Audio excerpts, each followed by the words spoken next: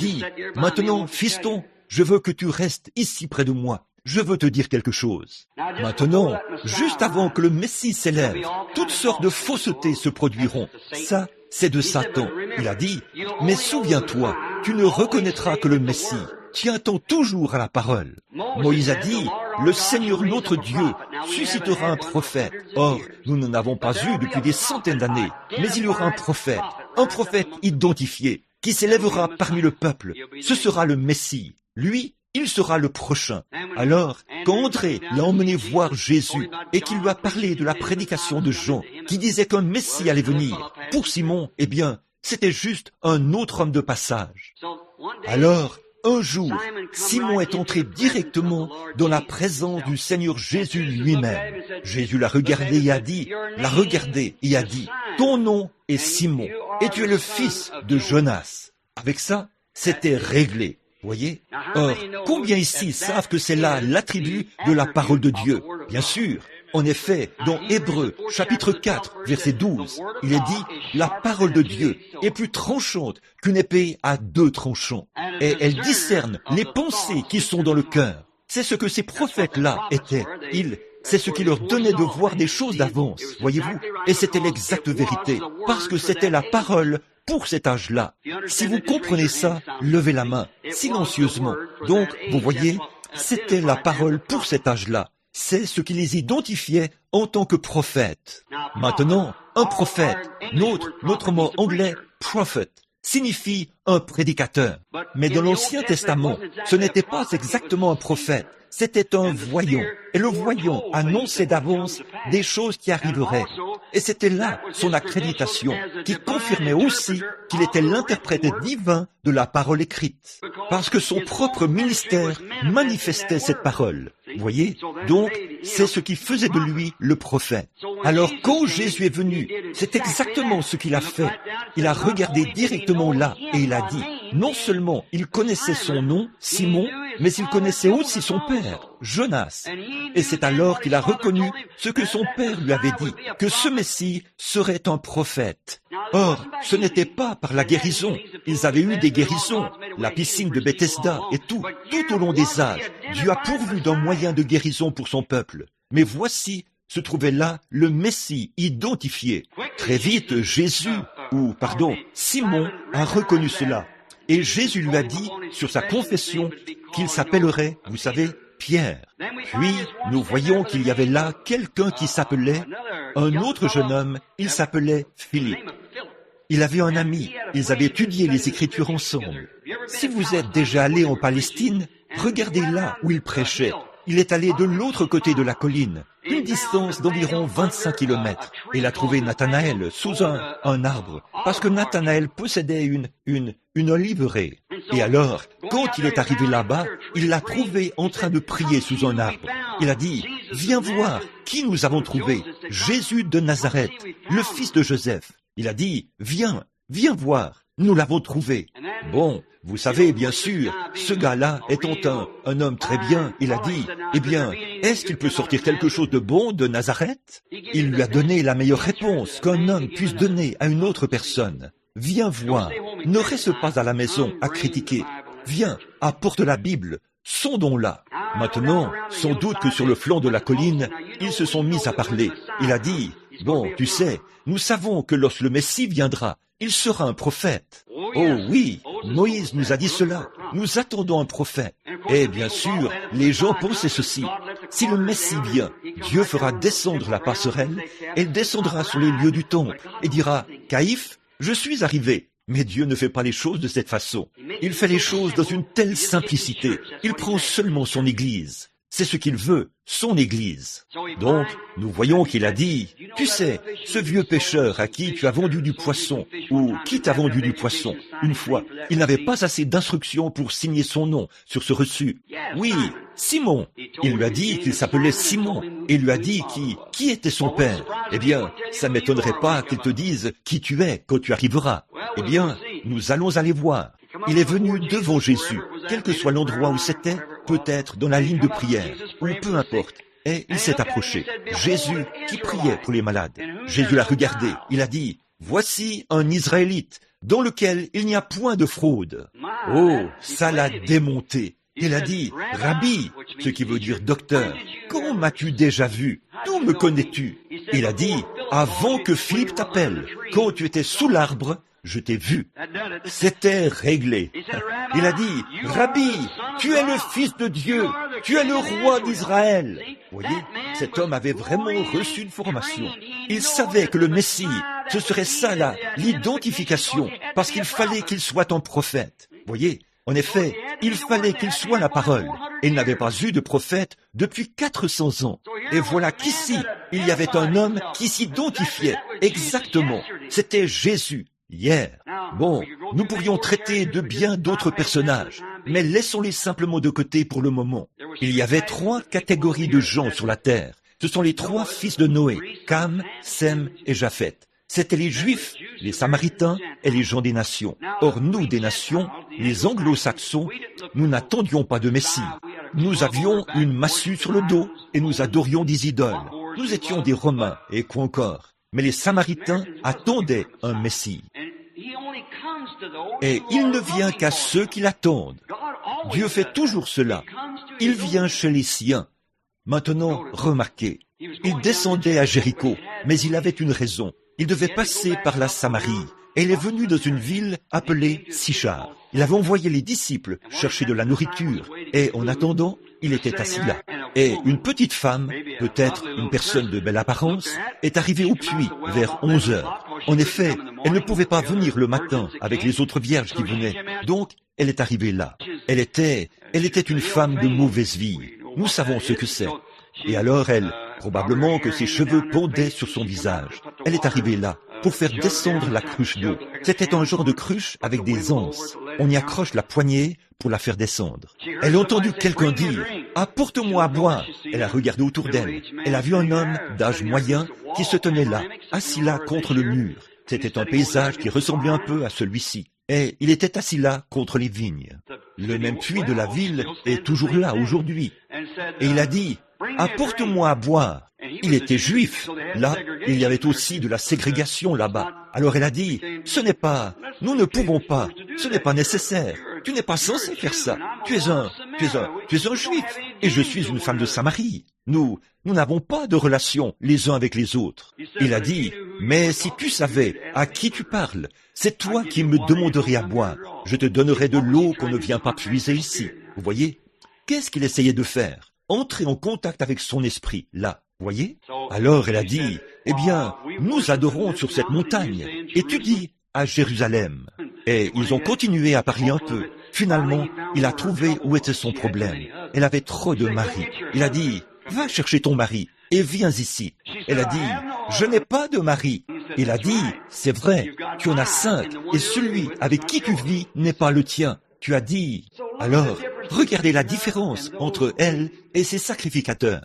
Quand ces sacrificateurs ont vu cela se produire, ils ont dû rendre des comptes à leur assemblée. Ces choses s'étaient bel et bien produites. Vous voyez, il fallait qu'ils disent quelque chose. Alors ils ont dit, cet homme est Belzébul, un diseur de bonne aventure, un démon quelconque.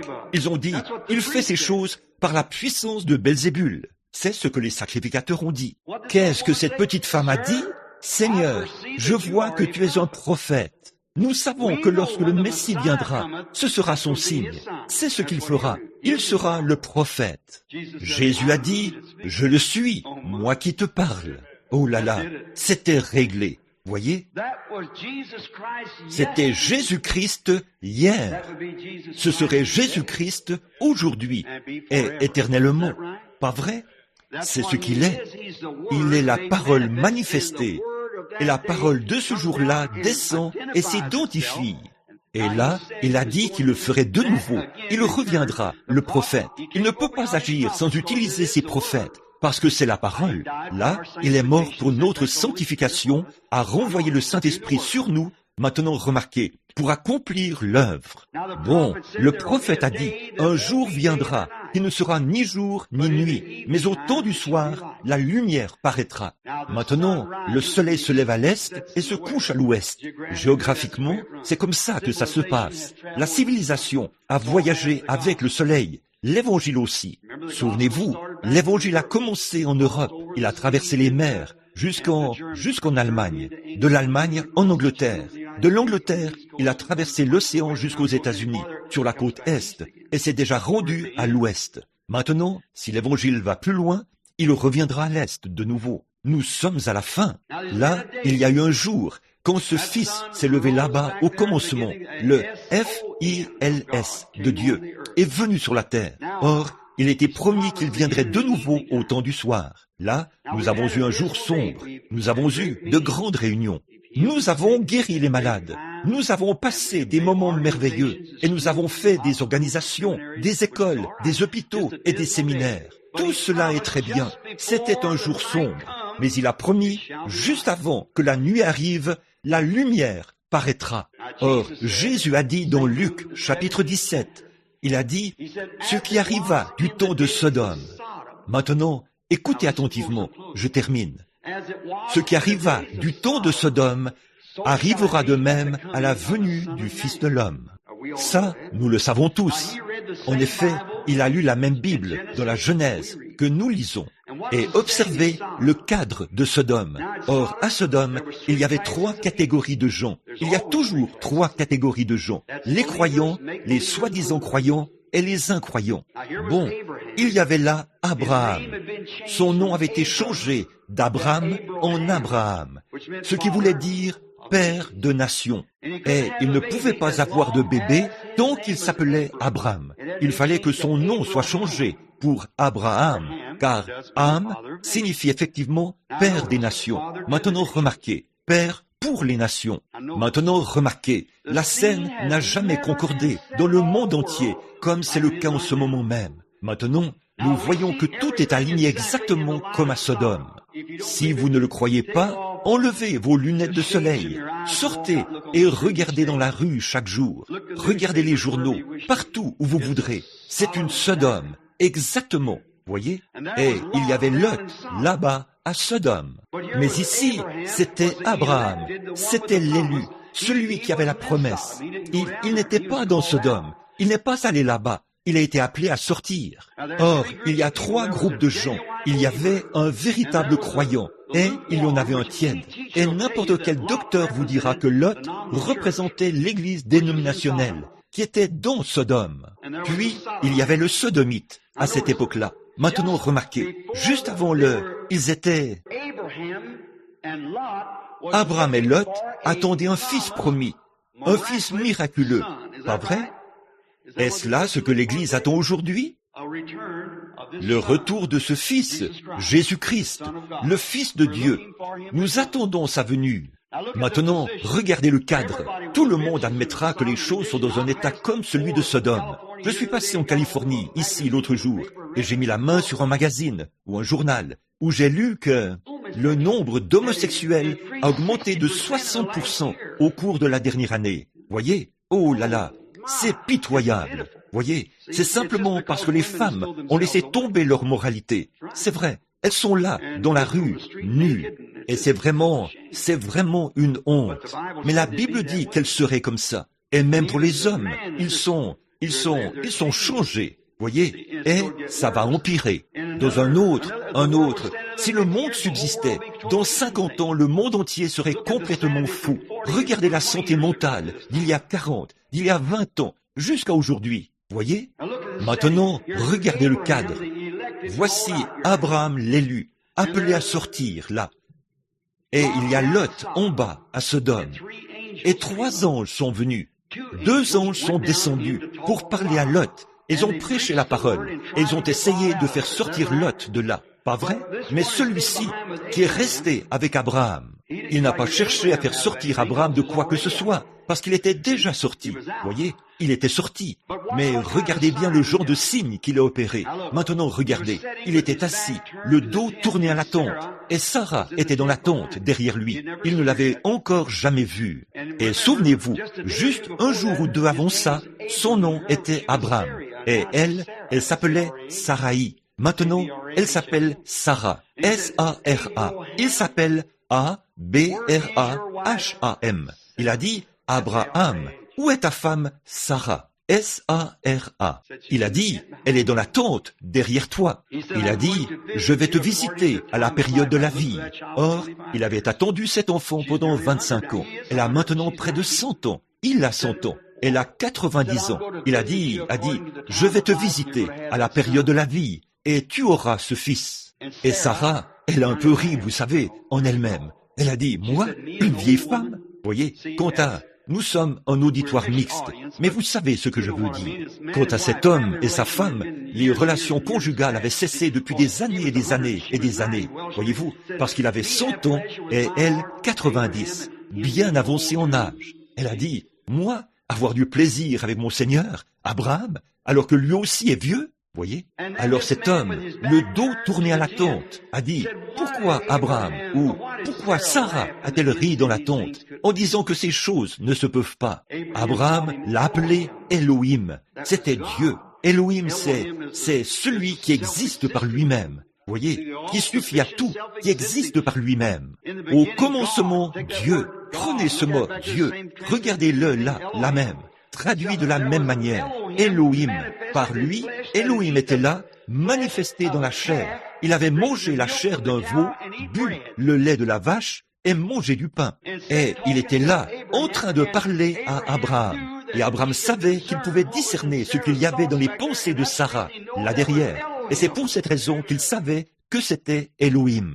Jésus a dit, remarquez, au jour où le Fils de l'homme sera révélé, se révélera dans les derniers jours, ce sera comme au jour de Sodome. Dieu manifesté dans son Église, les êtres humains, il se révèle, vous voyez, dans la chair humaine, comme il l'a fait en ce temps-là. Maintenant, regardez, je veux vous demander quelque chose. Dans tous les âges, depuis le commencement de l'Église, les églises n'ont jamais eu de messager dont le nom se termine par H-A-M, jusqu'à maintenant. G-R-A-H-A-M. C'est vrai. Là-bas, en train de les appeler à sortir. Oral Roberts et un Billy Graham. Voyez, H-A-M. Il y a eu Moody, Sankey, Finney, Wesley, Billy Sunday, tout cela, vous voyez? Une église internationale comme ça, une église mondiale. Il n'y en a jamais eu un dont le nom se terminait par H-A-M, jusqu'à aujourd'hui même. Et c'est Billy Graham. Voyez? Et ça fait 6 lettres. G-R-A-H-A-M. 6, ce qui signifie l'homme est né, a été créé le 6e jour. 6, c'est le nombre de l'homme. Le voilà, pour l'église naturelle. Abraham, c'était A-B-R-A-H-A-M. 7 lettres. Voyez? Regardez le cadre d'aujourd'hui et regardez ce qui se passe. Abraham avait vu beaucoup de signes et de prodiges, et tout ce que Dieu avait fait, l'Église aussi. Vous avez reçu le Saint-Esprit, vous avez parlé en langue, vous avez accompli tous ces signes et ces prodiges. Mais il vous est promis, ce qui arriva en ce temps-là, arrivera de nouveau. Au temps du soir, la lumière paraîtra. Jésus-Christ, le même Fils, fait de nouveau son apparition dans son Église, et il fera la même chose qu'il a faite à l'époque, montrant qu'il est la parole manifestée. Voyez? Connaître le secret du cœur, révéler et accomplir les choses qu'il est censé faire. C'est exactement la parole de Dieu. Il se fait tard, alors courbons la tête un instant, alors que nous regardons à lui et que nous lui demandons de confirmer sa parole. Père Céleste, le temps ne nous le permet pas. Nous pourrions rester des heures et des heures assis ici à déclarer, de la Genèse à l'Apocalypse, que c'est maintenant l'heure. Oh Seigneur, notre première visite ici, avec ce beau groupe de gens ici sur la côte, et nous savons qu'un jour, elle s'enfoncera au fond de l'océan, et qu'il ne restera pas pierre sur pierre. Il y aura, oh quel temps qui est juste là devant nous. Puisse Seigneur, en cette heure où nous rendons témoignage, puisse le glorieux Saint-Esprit venir maintenant, et ces paroles que j'ai prononcées, puisse-t-il prouver ces paroles en les confirmant. Il démontre à cet auditoire qu'il est le même hier, aujourd'hui et éternellement. Il accomplit cette écriture. Nous savons que tu n'aurais pas à le faire, Seigneur, pour prouver que tu es Dieu. Mais comme nous le lisons dans le livre de Matthieu, vers le chapitre 12, il n'avait pas à faire de guérison pour montrer qu'il était Dieu, mais il l'a fait. afin que cela soit accompli. Il doit tenir sa parole, et il aime le faire, et il le fera, parce qu'il est Dieu. Et je prie ce soir, maintenant, qu'il tienne aussi cette parole qui a été promise pour cette heure-ci, que tous mes frères et moi-même, et tous les gens qui sont ici, et nos sœurs, ce beau groupe de gens, que nous voyons ta présence au milieu de nous maintenant, nous le demandons au nom de Jésus. Amen. Maintenant, nous dépassons un peu le temps prévu. Alors nous allons juste appeler un... Oui, il est vraiment tard. Nous prendrons encore une dizaine de minutes ou une quinzaine de minutes. Appelons-en seulement quelques-uns dans la ligne de prière. Les quarts de prière, leur as-tu donné les A? Oui, les A. A, numéro 1. Prenons-en une pour... Qui a la carte de prière A? Numéro 1. Levez la main. Si vous pouvez marcher, c'est une petite carte qui porte un numéro. A, numéro 1. Levez la main. Vous voulez dire que ce n'est pas dans l'assistance? Eh bien, tu as dû te tromper. La carte de prière A, numéro 1? Eh bien, oh, c'est ça? Très bien. A, 2. Venez ici, si vous le voulez bien, madame. Avancez par ici. Eh bien, voyons voir. Peut-elle passer par là? J'en doute. Oh oui, il y a des gens partout sur le parterre, là. Très bien. A, numéro 2. Qui a ça? 3. Levez la main. Si vous ne pouvez pas venir maintenant, c'est pour cette raison que nous les appelons un par un. Il se peut que nous devions les transporter jusqu'ici. 3, 4, qui a le numéro 4? 5, en bas ici. Madame, avancez-vous. 6, la carte de prière numéro 6. Est-ce la dame qui se lève ici, qui porte la petite veste blanche? Vous avez le numéro 6. 7, parfois ils sont sourds et n'entendent pas. Parfois, ils ne peuvent pas marcher. 7, 8, je n'ai pas vu le numéro 8 se lever. Voudriez-vous lever la main? Très bien. 9, 10, très bien. Attendons un instant là, parce qu'il se fait tard maintenant. Prenons cela un instant. Conservez simplement vos cartes. Nous vous appellerons un par un, vous voyez, mais restez simplement dans la ligne. Maintenant, combien ici n'ont pas de carte de prière? Levez la main pour dire « Je suis malade, je n'ai pas de carte de prière ». Levez la main très haut pour que je puisse la voir. Je suppose qu'il y en a partout. Maintenant, regardez, je veux vous parler un instant pendant qu'ils se mettent en ligne. Il y avait une femme dans la Bible. Disons qu'elle n'avait pas de carte de prière non plus, mais elle avait la foi. Alors elle a dit, si je peux toucher son vêtement, je serai guérie. Combien connaissent l'histoire? Bien sûr. Et quand elle a touché son vêtement, il s'est retourné et il a dit, qui m'a touché? Eh bien, Pierre pensait que ça ressemblait un peu à un cas de maladie mentale. Il a dit, eh bien, tout le monde te touche. Tu dis, qui t'a touché? Voyons, ils n'auront pas une bonne opinion de toi si tu... Il a dit, mais je sens que je me suis affaibli. De la vertu est sortie de lui. Il s'est retourné et a parcouru son auditoire du regard, jusqu'à ce qu'il trouve cette femme, et lui a dit que sa perte de sang, que sa foi l'avait guéri. Combien savent que c'est vrai? Maintenant, est-ce que je ne viens pas de dire, il est le même hier, aujourd'hui et éternellement? Est-ce que la Bible dit qu'il est le souverain sacrificateur qui peut compatir à nos infirmités? Pas vrai? Alors, comment agirait-il aujourd'hui? Il agirait comme il l'a fait hier. Pas vrai? Maintenant, souvenez-vous, vous pouvez toujours le toucher. Voyez, les Écritures ne peuvent pas mentir. Voyez? Maintenant, la seule chose qui n'est pas ici, c'est son corps visible. Mais vous, il est le cep, et vous êtes le sarment. Voyez? Vous êtes le sarment. C'est vous qui agissez. Vous et moi, nous agissons ensemble.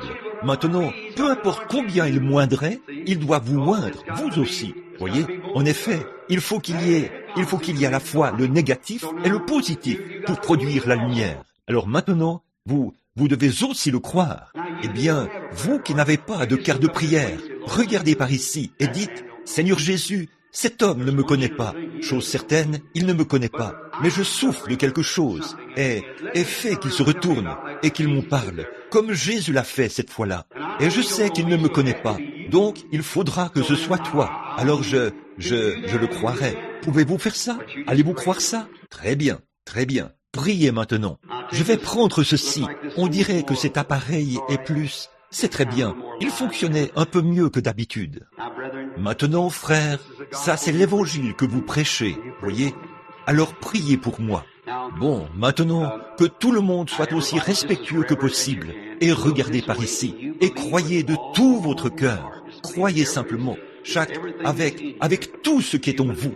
Vous croyez, et ne doutez pas du tout. Bon, là, voici une dame qui se tient ici. Je suppose que nous sommes, elle et moi, nous sommes des inconnus l'un pour l'autre. Je ne la connais pas. Et vous m'avez vu une fois? Où ça? Clearwater? Ça fait combien de temps? Oui, Saint Petersburg. Oui, je suis allé à Saint Petersburg.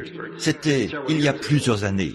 Eh bien, là, vous étiez probablement assise dans l'auditoire, ou quelque chose comme ça. Je ne vous connaîtrais pas, vous savez, ou je ne saurais rien à votre sujet. Alors maintenant, ici, en train de vous parler, ce serait comme notre Seigneur et cette femme qui se sont rencontrés au puits à ce moment-là, vous voyez. Et il ne lui a parlé que quelques instants pour trouver où était son problème. Et il a trouvé ce que c'était, parce que, vous voyez, elle était un être humain, et elle avait une vie, un esprit. Il était Dieu, et il avait l'esprit de Dieu qui était en lui. Et il y avait quelque chose qui clochait chez cette femme, et le Père lui a montré ce que c'était. Vous savez, il a dit qu'il ne faisait rien sans que le Père ne le lui ait d'abord montré. Vous savez, c'est Jean 5, 19. Pas vrai, frère? Il a dit, pas ce qu'il avait vu, il fallait d'abord qu'il le voie. Jésus n'a jamais rien fait avant d'avoir premièrement eu une vision. Combien savent que c'est vrai? Jean 5, 19. Je ne fais rien sans que je vois le Père le faire d'abord. Voyez? Maintenant, Bon, bien sûr, je ne suis pas lui, et vous n'êtes pas elle, mais c'est toujours le même Dieu. Voyez? Et nous sommes ici. Nous nous rencontrons dans un but. Maintenant, cette femme-ci, comme vous le comprenez peut-être, nous ne nous connaissons pas. Il y a plusieurs années, elle était assise dans l'auditoire, comme vous ce soir, quand j'étais à Saint Petersburg, a-t-elle dit, dans une réunion. Je n'ai aucun moyen, elle m'est totalement inconnue, je ne sais rien d'elle, et le Père Céleste le sait. Mais maintenant, elle est ici pour une raison quelconque.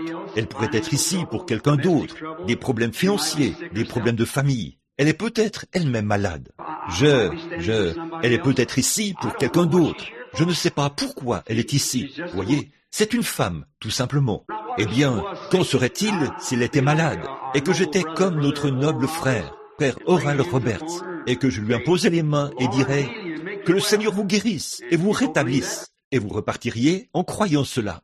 C'est très bien, c'est l'Écriture, et si vous le croyez, vous vous rétabliriez, voyez. Mais vous voyez, ça, c'est le ministère de frère Roberts. Ce n'est pas le mien, voyez. Ceci, c'est sous un autre angle.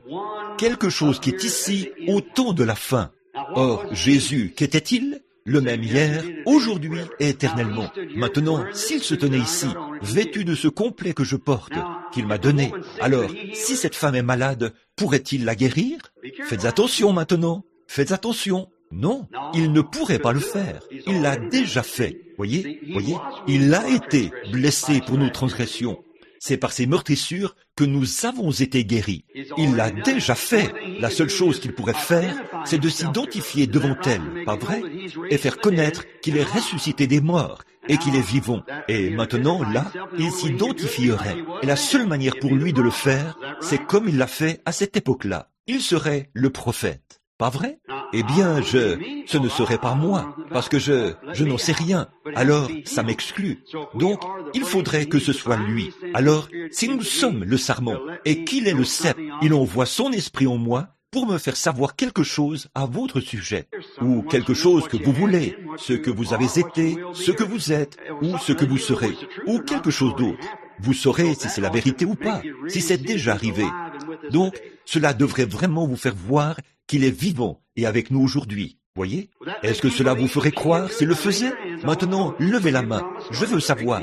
Alors, promettez à Dieu. Ça me ferait croire. Voyez? Voyez? Bon, j'ai dit qu'il était le même hier, aujourd'hui, éternellement. Maintenant, l'est-il? Est-il vivant? C'est ça la question. Est-il ici? Nous avons poussé des cris. Nous avons ressenti quelque chose, tout comme si un homme n'avait jamais vu et qu'il sortait et ressentait la chaleur du soleil. Il ne saurait pas ce que c'est. C'est quelque chose de chaud. Mais s'il pouvait voir, il verrait ce que c'est. Il dirait que c'est le soleil. Qu'est-ce que le soleil? Pour un autre homme qui n'a peut-être jamais vu cela, si personne n'avait jamais eu le sens de la vue auparavant. Maintenant, ceci, c'est un aperçu, et la chose que vous avez louée et dont vous vous êtes réjouis, cela se manifeste ici, et vous voyez ce que c'est. Voyez?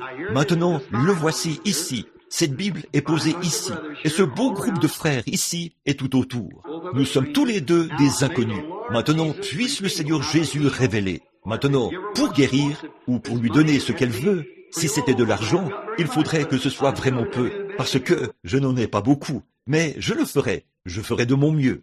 Mais bon, pour guérir, je ne pourrais pas le faire. Voyez, il faudrait que ça vienne de lui. Mais maintenant, s'il me dit quelque chose à votre sujet, et vous savez que je ne sais rien, et s'il me disait quelque chose à votre sujet, cela augmenterait votre foi, n'est-ce pas? Cela vous ferait croire qu'il est ici. Maintenant, puisse-t-il le faire? Au nom de Jésus-Christ, je prends tout esprit ici sous mon contrôle maintenant pour rendre témoignage de cette parole de Dieu. Priez maintenant. Voyez, vous dites, qu'est-ce que vous attendiez, frère Branham? Combien ont déjà vu une photo de cette lumière? C'est ce elle est ici, maintenant même. Elle est ici même, maintenant. Maintenant, elle ne pourrait pas se cacher, même si elle essayait de le faire. Elle ne pourrait pas le faire maintenant. C'est une personne gentille. Elle n'a aucune raison de s'inquiéter. Elle est aussi consciente qu'il se passe quelque chose. Mais ce que la femme veut, c'est qu'elle est en train de devenir handicapée. La femme commence à souffrir d'arthrite. C'est vrai, c'est ça, voyez? Oui, levez la main si c'est vrai, s'il s'agit de l'arthrite. Maintenant, vous croyez que je peux vous dire à quel endroit l'arthrite vous fait le plus souffrir? C'est dans vos os, c'est vrai. Et vous avez quelque chose d'autre qui ne va pas chez vous. Croyez-vous que Dieu peut dire ce que c'est? Vous avez une tumeur. Oui, en effet, c'est vrai. Levez la main. Croyez-vous que Dieu peut me dire où elle est? C'est sur la poitrine. C'est vrai. Faites signe de la main comme ceci. Maintenant, vous voyez, il est le même, hier, aujourd'hui et éternellement. Maintenant, croyez-vous de tout votre cœur? Continuez votre chemin, et cela ne vous causera plus de problème, là. Continuez simplement, croyez de tout votre cœur. C'est tout ce que vous avez à faire. Voyez? Allez et croyez. Voyez? Maintenant, là, vous voyez, je ne connais pas cette femme. Là, vous savez pendant combien de temps je vous ai parlé? Plus de 45 minutes. Je suis plus faible en ce moment, à cause de ça, que je ne l'ai été après avoir prêché tout ce temps. Voyez? Maintenant, voici une dame. Nous sommes des inconnus l'un pour l'autre, je suppose. Nous ne nous connaissons pas, mais Dieu nous connaît tous les deux. Maintenant, si Jésus me dit quelque chose à votre sujet, que vous savez que je ne sais pas, est-ce que cela vous aiderait à avoir foi en ce que vous allez demander? Est-ce que ça aiderait l'auditoire maintenant? Voyez? Maintenant, souvenez-vous, il promet que la scène concorde exactement à celle de Sodome. Vous voyez Sodome, vous voyez Billy Graham, tout, exactement comme ça. Maintenant, observez le groupe d'Abraham, ici, vous voyez, là, la postérité royale d'Abraham. Étant morts en Christ, nous sommes la postérité d'Abraham. C'est vrai, frère, nous sommes tous, c'est une tumeur. C'est vrai, l'opération n'a fait aucun bien, et vous avez des problèmes avec ça tout le temps. Croyez-vous que cela va vous quitter maintenant? Très bien, que Dieu vous bénisse. Il en sera exactement comme vous l'avez cru. Très bien, ayez simplement la foi maintenant. Ne doutez pas, voyez-vous, ayez la foi, madame. Très bien, le prochain, voilà, voyez? Maintenant venez, vous êtes la patiente suivante. Or nous sommes des inconnus l'un pour l'autre. Nous sommes inconnus. Je ne vous ai jamais vu auparavant. Vous n'êtes vous ne m'avez jamais vu de votre vie, et je ne vous ai jamais vu de ma vie. Nous ne sommes que deux personnes qui se sont rencontrées.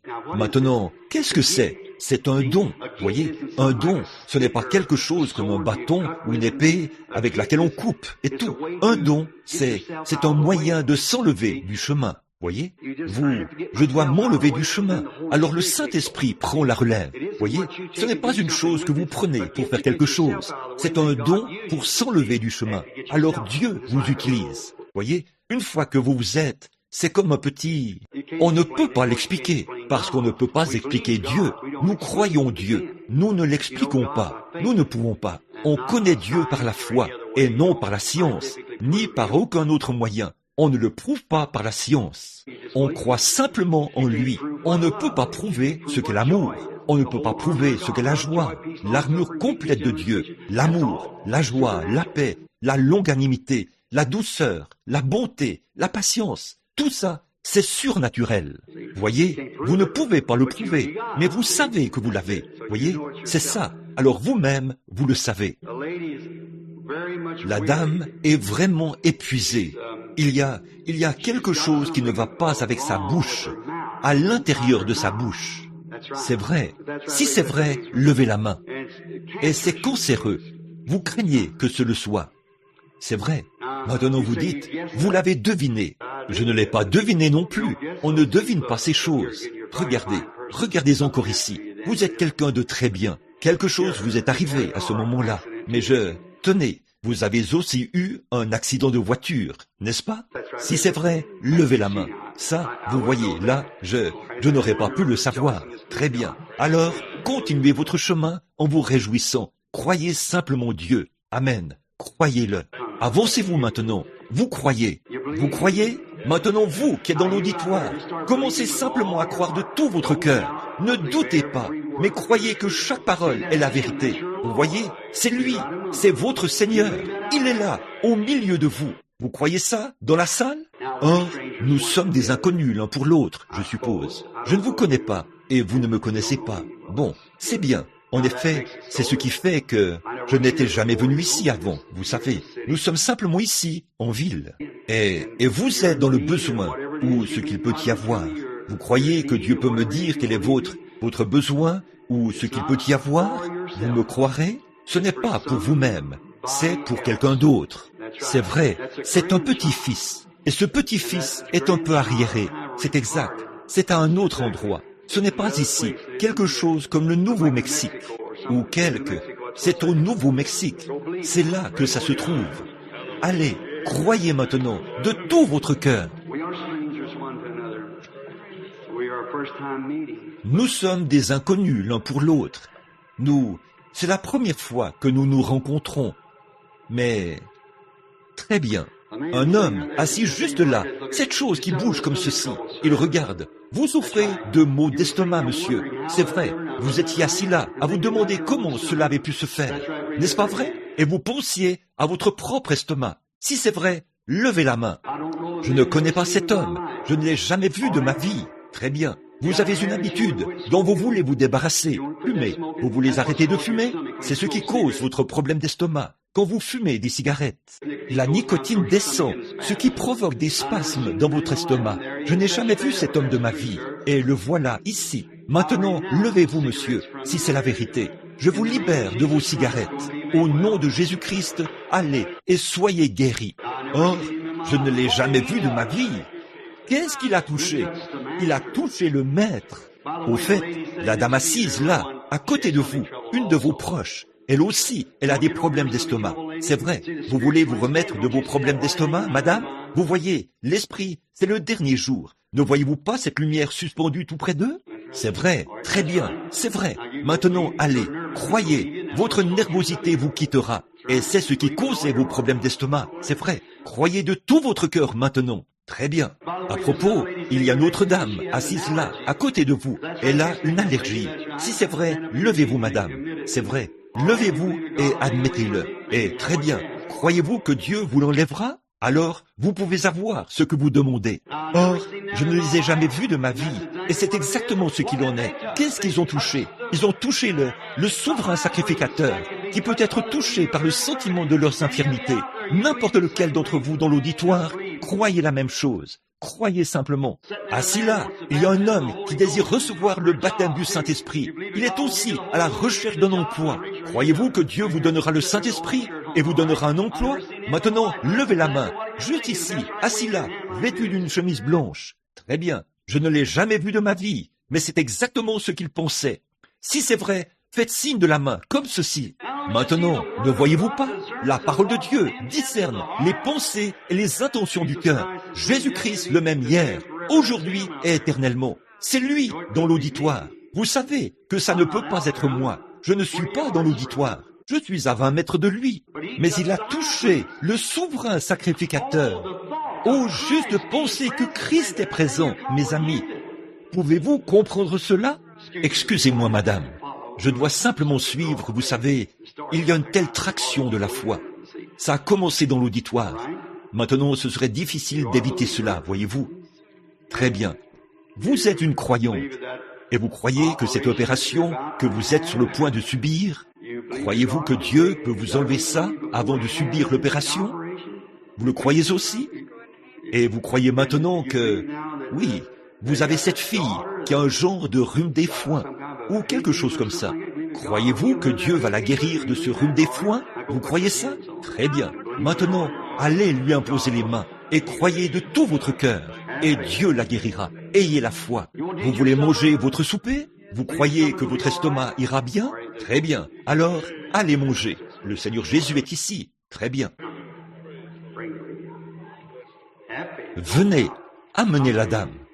Ayez la foi, ne doutez pas. Venez, madame. Croyez-vous que Dieu peut guérir ce diabète, vous rétablir? De tout votre cœur, vous le croyez? Très bien. Alors continuez votre chemin. Réjouissez-vous et dites « Merci Seigneur Jésus » de tout votre cœur. Dieu peut guérir vos maux de dos, vous rétablir. Vous croyez ça? Très bien. Continuez simplement votre chemin. Dites « Merci Seigneur Jésus » de tout mon cœur. Il faut que vous croyiez. Venez, madame. Vous êtes jeune, mais vous pourriez facilement mourir d'une maladie de cœur. Mais croyez-vous que Dieu peut guérir votre cœur? Alors continuez votre chemin, en vous réjouissant, en disant « Merci Seigneur Jésus » et croyez de tout votre cœur. Très bien. Venez, monsieur. Vous êtes nerveux, ce qui vous a causé un ulcère à l'estomac. Allez manger votre souper. Jésus-Christ vous rétablit. Croyez de tout votre cœur. Le croyez-vous? Croyez-vous que Dieu peut guérir cet asthme? Vous, assise là, en train de me regarder, qui portez des lunettes et une petite robe à carreaux. La dame, vous croyez? Vous qui êtes assise là, au bout de la rangée, croyez-vous que Dieu s'occupera de l'asthme? Levez la main si vous le croyez. Très bien. Il vous guérira. Que pensez-vous de ces choses? Vous qui êtes assis juste derrière elle, monsieur, vous croyez que vous pouvez éviter cette opération à cause de la tumeur?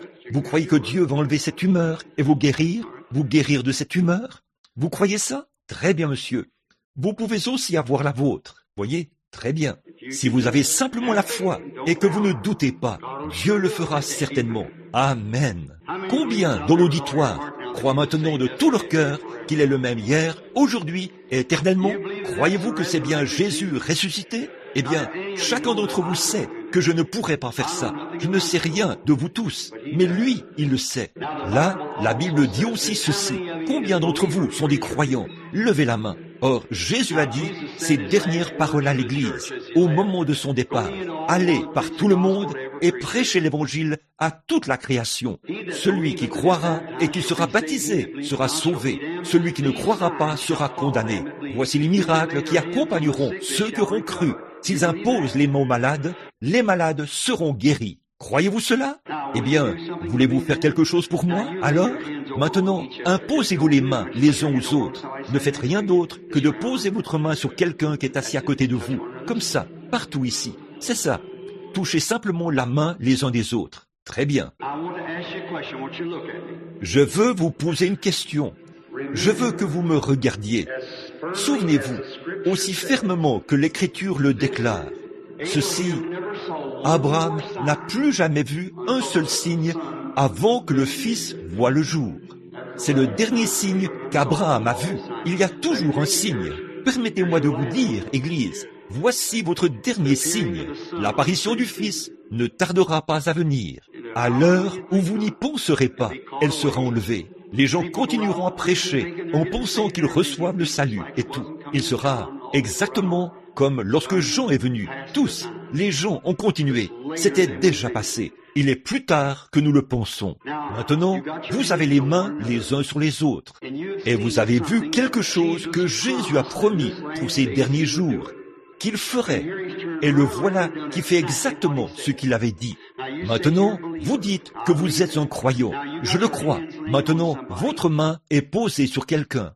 Et sa présence est ici maintenant. Effectivement, c'est lui. Je viens juste de voir un homme être guéri maintenant même, alors que ses mains sont posées sur quelqu'un d'autre. Voyez, c'est exactement ce que cela devrait faire.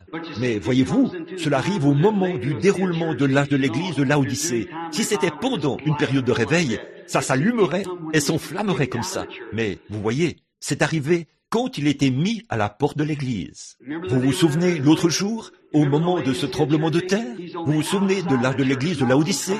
Il est à l'extérieur de l'église. Il frappe à la porte, essayant de revenir à l'intérieur. Voyez, voilà ce qui s'est passé. Voyez-vous, il essaye de revenir. Il veut s'identifier devant vous à cause de votre prière. Maintenant, ne priez pas pour vous-même.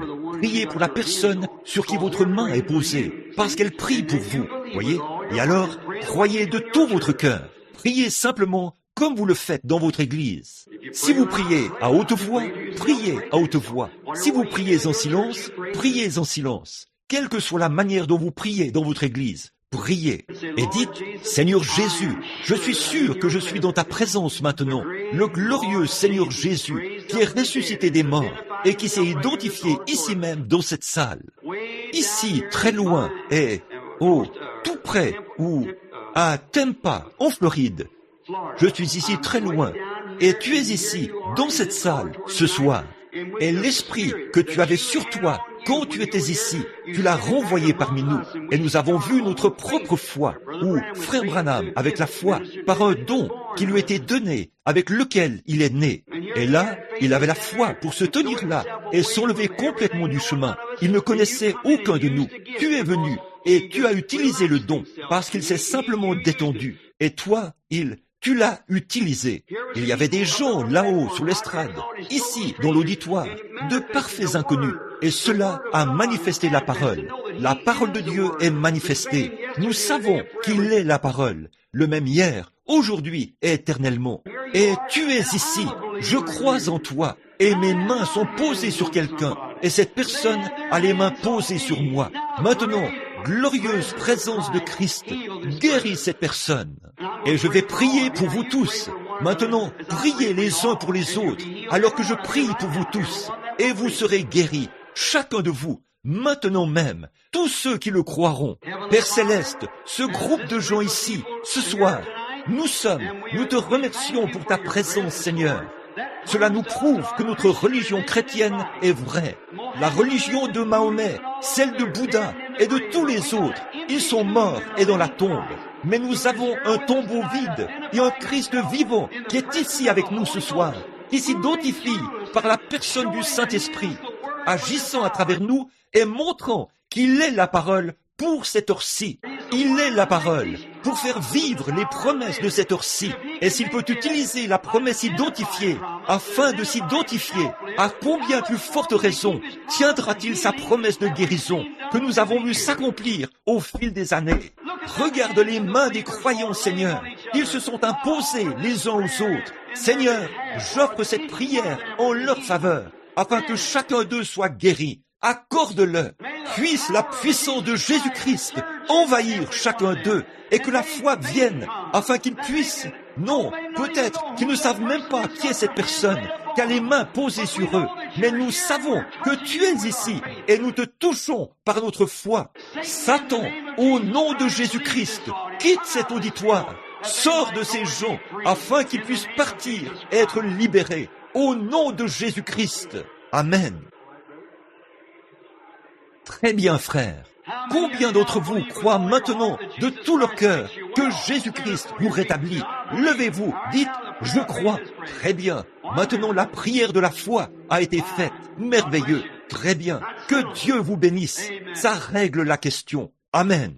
Maintenant, combien, avec les mains baissées comme ceci, qui n'ont pas cru en Christ et qui ne l'ont jamais accepté comme leur sauveur, et vous aimeriez simplement lever la main vers lui, dites, dans ta présence, Seigneur, le même Dieu qui, je le crois, me jugera au jour du jugement. Il est ici, sous la forme du Saint-Esprit. Je vais maintenant t'accepter comme mon sauveur. Levez la main, dites, je le ferai. Oui, que Dieu vous bénisse, que Dieu vous bénisse, que Dieu vous bénisse. Vous, un autre, vous, que Dieu vous bénisse. C'est merveilleux. Là-bas, que Dieu vous bénisse. Un autre, je vais lever les mains. Je veux maintenant l'accepter pendant qu'il est ici. Je suis dans sa présence. Vous ne serez jamais plus près de lui tant que vous ne l'aurez pas vu face à face. Parce qu'ici, toutes ces caractéristiques sont identifiées ici même. Maintenant, il guérit les malades.